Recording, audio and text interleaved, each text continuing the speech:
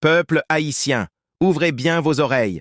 Notre représentant est allé à l'ONU pour se plaindre devant le monde entier. Mais la vérité est simple. Si l'État avait vraiment la volonté, le problème des bandits aurait déjà été résolu. Ce n'est pas une question de faiblesse, c'est une question de volonté. Le pouvoir ferme les yeux pendant que les politiciens sans vision et les bandits détruisent Haïti. Alors je vous pose la question, qu'en pensez-vous?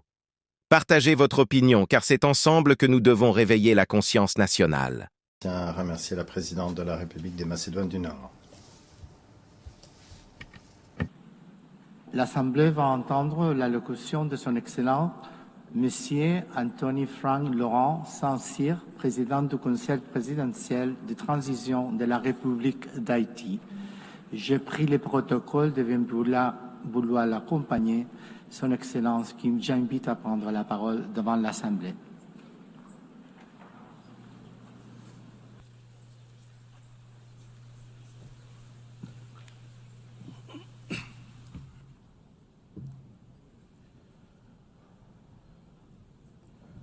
Madame la Présidente de l'Assemblée générale, Monsieur le Secrétaire général, Excellences, Mesdames, Messieurs les chefs d'État et de gouvernement, Mesdames, Messieurs les chefs de délégation, distingués délégués, c'est avec gravité et beaucoup d'espoir que je porte la voix d'Haïti et les salutations d'un peuple digne et résilient qui, malgré les épreuves, revendique pour lui-même et pour l'humanité entière trois promesses universelles: le développement, le respect de la dignité humaine et la paix.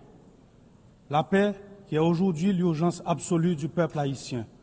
Au nom de ce peuple, je vous adresse, Madame la Présidente, mes plus sincères félicitations pour votre élection à la tête de cette Assemblée. J'exprime également ma gratitude au secrétaire général Antonio Guterres pour son engagement indéfectible en faveur de notre organisation et son soutien constant et multiforme à la République d'Haïti.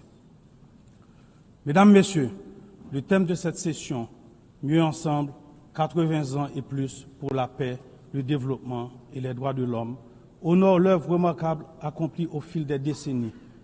Il rappelle aussi l'impératif de rester unis et résilients face aux crises sans précédent qui menacent l'avenir de la planète, la paix et la sécurité internationale. Aujourd'hui, la faim menace des millions de vies, les conflits armés se multiplient et l'extrême pauvreté s'intensifie, provoquant des migrations forcées qui ébranlent la stabilité internationale et qui mettent à l'épreuve la solidarité des nations. À ces défis s'ajoutent les changements climatiques, la montée du terrorisme, les atrocités de masse, la criminalité transfrontalière, le recul des droits humains, la désinformation. On ne peut fermer les yeux sur l'urgence de renforcer les systèmes de santé, d'assurer une transition énergétique juste et de promouvoir l'égalité de genre, l'inclusion des jeunes. Ces enjeux appellent nous, les leaders mondiaux, à assumer notre responsabilité de bâtir une organisation des Nations Unies mieux adaptée aux défis d'aujourd'hui et aux espoirs de demain.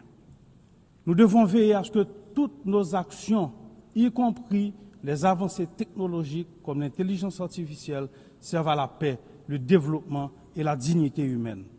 Mesdames et messieurs, à seulement 4 heures de vol d'ici se joue une tragédie humaine, l'une des plus graves de notre hémisphère. Chaque jour, des vies innocentes s'éteignent sous les balles, le feu, la peur. Des quartiers entiers disparaissent, forçant plus d'1 million de personnes à l'exil intérieur et réduisant à néant souvenirs, investissements, infrastructures. Des milliers d'enfants sont privés de leur droit fondamental à l'éducation. Des milliers de jeunes sont condamnés au désespoir. Des centaines de filles et de femmes violées portent à jamais dans leur chair et dans leur âme les stigmates de la violence. Près de la moitié de la population est confrontée à une insécurité alimentaire aiguë. Le système sanitaire s'effondre. Les hôpitaux sont vandalisés, incendiés ou contraints de fermer leurs portes. Les médecins fuient, des vies sont sacrifiées, faute de soins. Même la prise en charge des personnes vivant avec le VIH ou la tuberculose est menacée. Voilà le visage d'Haïti aujourd'hui, un pays en guerre, un Guernica contemporain, une tragédie humaine aux portes de l'Amérique, à seulement 4 heures de vol d'ici.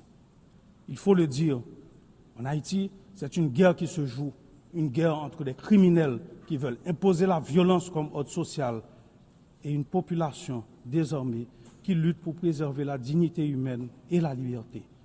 La riposte doit être ferme et résolue. Aujourd'hui, la communauté internationale doit, aux côtés d'Haïti, déployer les grands moyens, pas de demi-mesure, mais une action forte, coordonnée et immédiate. Le silence ou l'inaction n'est pas une option. Il faut agir vite pour protéger des vies, rendre l'innocence à des enfants, offrir un avenir à des jeunes et permettre à des citoyens et citoyennes de décider de leur avenir par les urnes. Chaque minute perdue se traduit en vies humaines sacrifiées et en recul de la démocratie. Haïti veut la paix. Haïti attend la paix. Haïti a droit à la paix. Oui, mesdames et messieurs, la paix aujourd'hui, le besoin le plus urgent du peuple haïtien, elle est la raison d'être du combat sans relâche que mènent nos forces de l'ordre et la mission multinationale d'appui à la sécurité. Beaucoup de policiers et soldats sont tombés dans la guerre contre les groupes criminels.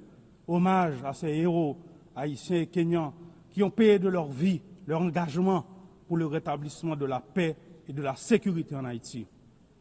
Aujourd'hui, des 2500 initialement requis et promis, il y a sur le terrain seulement 1 millier de membres de la mission multinationale. Leur bravoure, conjuguée à nos propres efforts, n'a pas réussi à contenir la crise sécuritaire. Pourtant, nous avons augmenté de 40% le budget des forces de l'ordre, recruté de nouvelles promotions, renforcé nos effectifs, acquis du matériel et des équipements. Nous devons nous rendre à l'évidence. Haïti se trouve à l'épicentre d'une menace régionale inédite. Des réseaux criminels puissants et lourdement armés cherchent à déstabiliser le pays et à dominer les économies de notre espace commun. La nouvelle ligne de front de ce combat se trouve chez nous, en Haïti. Si nous échouons les affronter sur notre sol, il sera illusoire de les contenir ailleurs dans la région. C'est pourquoi nous devons afficher la même détermination, la même fermeté et la même unité que celle dont nous avons fait preuve dans la lutte contre le terrorisme. Haïti ne peut et ne pourra relever seul un tel défi. Aujourd'hui, il est impératif de mobiliser une force robuste disposant de mandats clairs et de moyens matériels, logistiques et financiers adéquats.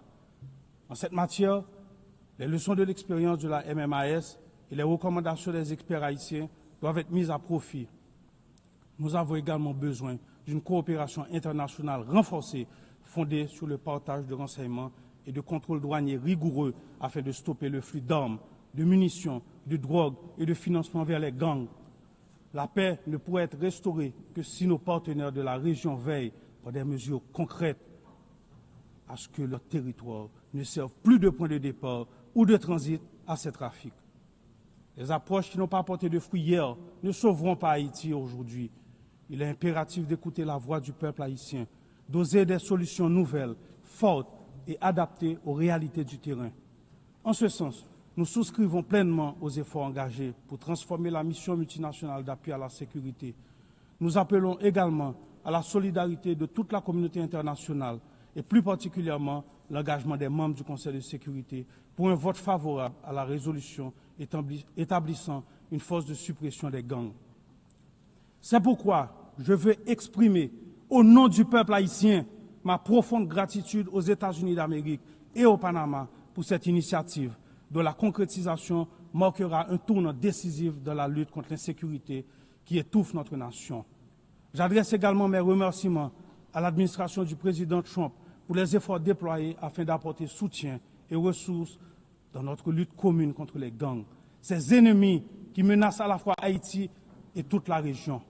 Aujourd'hui, la complexité de la crise haïtienne ne doit pas servir de prétexte à des plaidoyers sans fin, à des négociations interminables